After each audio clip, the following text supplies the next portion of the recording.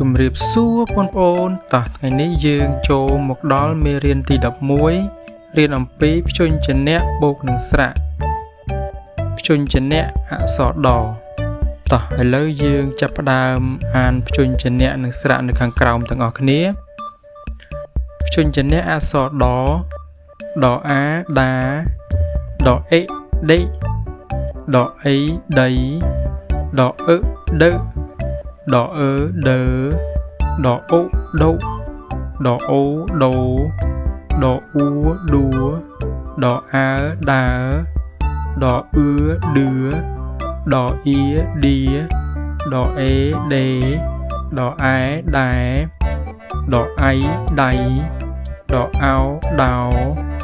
ដអៅដៅដអ៊ំដុំដអំដំដអាំដាំដអាស់ដាស់ដអោះដោះដអេះដេះ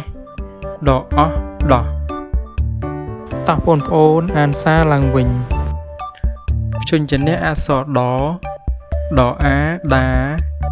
ដអេដេដអីដៃដអឺដឺដអឺដឺដអូដូ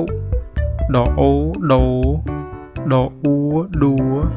ដអើដើដអឺឌឺដអ៊ីឌីដអេដេដអែដែដអៃដៃដអោដៅដអៅដៅដអ៊ំដុំដអំដំដអាំដាំ